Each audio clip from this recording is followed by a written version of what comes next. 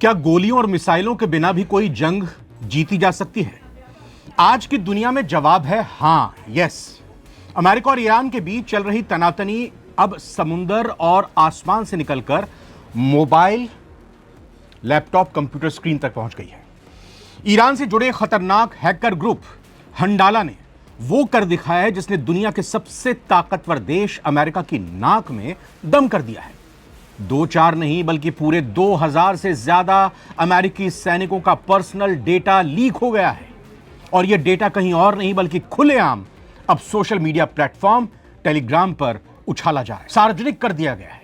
इतना ही नहीं, दावा किया जा रहा है कि हैकर ग्रुप हंडाला के पास अभी और भी डेटा है। यहां तक कि उन्होंने धमकी भी दी है बाकायदा इन अमेरिकी सैनिकों को सीधे मैसेज भेजकर कि आप हमारी निगरानी में। यह सिर्फ डेटा चोरी नहीं, यह अमेरिकी फौज की इज्जत, आबरू और सुरक्षा पर सीधा हमला है। तो आज सारी दुनिया में सीजफायर, शांति वार्ता, डील और समझौते के बीच अमेरिका बनाम ईरान की साइबर वॉर की एक एक परत खोलेंगे। सवाल का जवाब जानेंगे कि ईरान यह साइबर हमला कैसे कर पाया। क्या अब अमेरिका पलटवार करके बदला लेगा? और इस डेटा लीक से अमेरिकी सैनिकों की जान को कितना खतरा है? और हां, इस कांड से भारत को क्या सबक, किस तरह की सीख लेने की जरूरत है, आपको यह भी बताऊंगा। नमस्कार, आप सारी दुनिया देख रहे हैं। मैं रविंद्र सिंह आपके साथ नवभारत टाइम्स के साथ आप जुड़े हैं।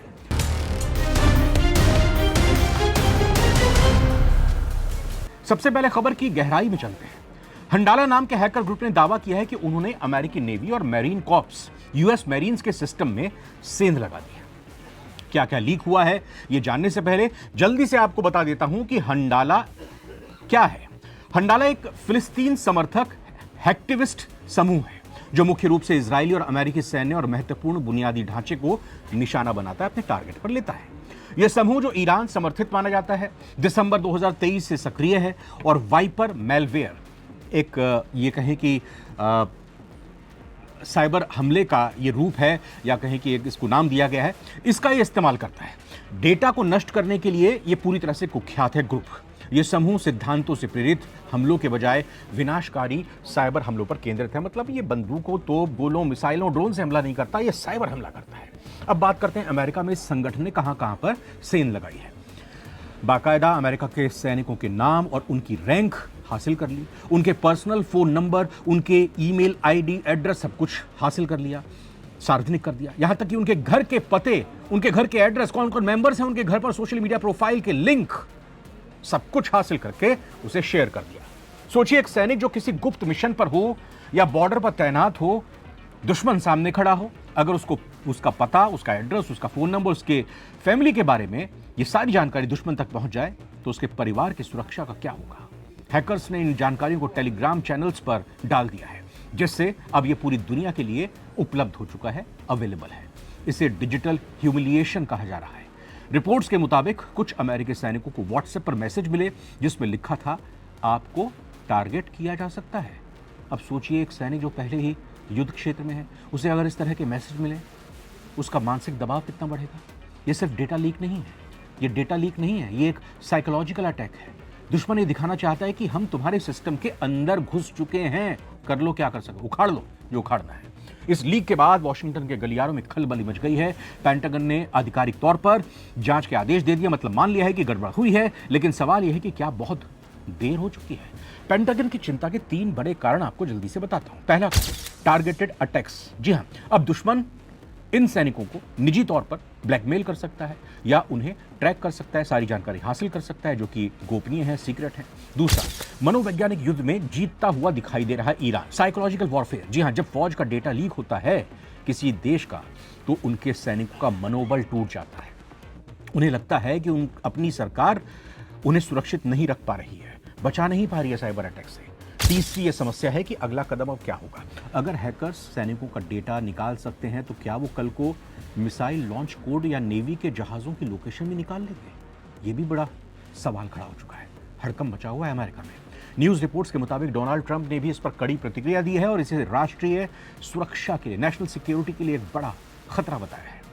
ईरान को अक्सर हम सिर्फ मिसाइलों और ड्रोन के जरिए देखते हैं, उनकी ताकत को परखते हैं। लेकिन पिछले 5 सालों में ईरान ने अपनी साइबर आर्मी पर अरबों डॉलर खर्च किए हैं। पता भी नहीं चलने दिया किसी को कि उन्होंने क्या हासिल कर लिया। जब अमेरिका ने ईरान पर कड़े प्रतिबंध लगाए तो ईरान ने उसका जवाब साइबर हमलों से एक-एक करके देना शुरू किया।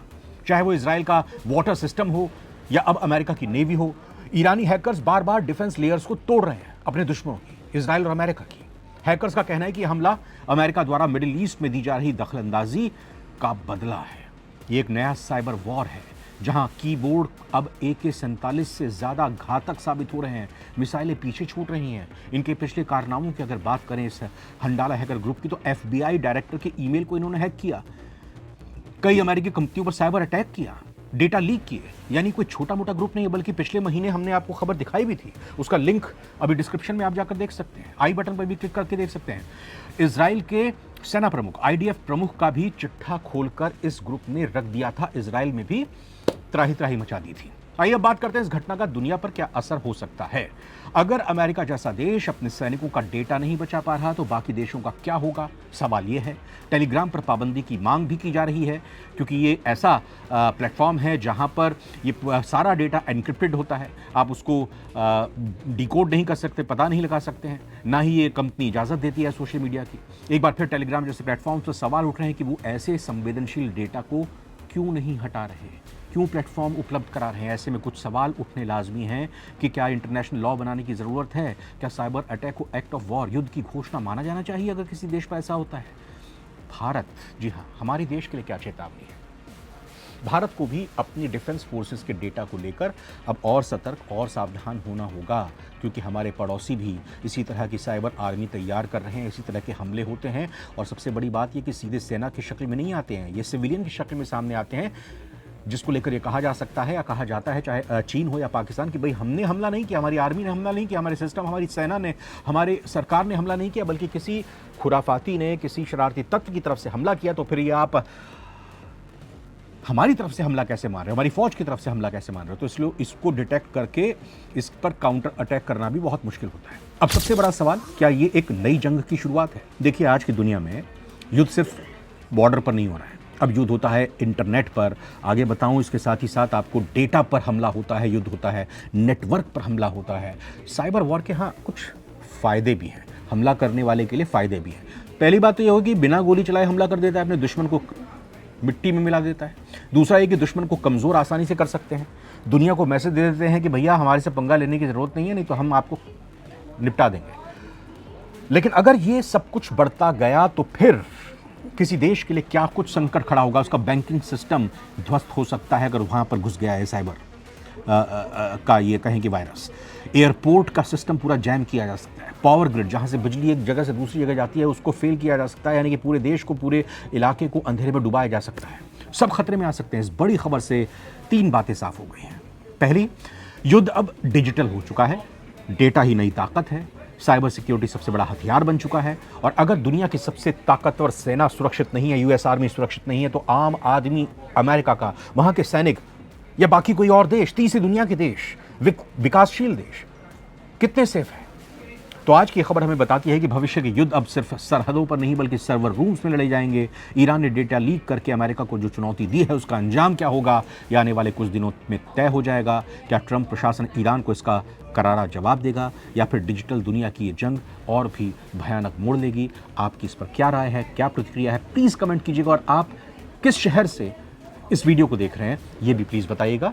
क्या आपको लगता है कि सोशल मीडिया ऐप्स पर ऐसे डेटा लीक के लिए उन कंपनियों को जिम्मेदार ठहराया जाना चाहिए? कमेंट्स में अपनी राय दीजिएगा। इंतजार रहेगा। इस वीडियो को ज़्यादा से ज़्यादा शेयर करें, बहुत काम की ये वीडियो है। हमारे चैनल को प्लीज़ सब्सक्राइब करें। नमस्कार।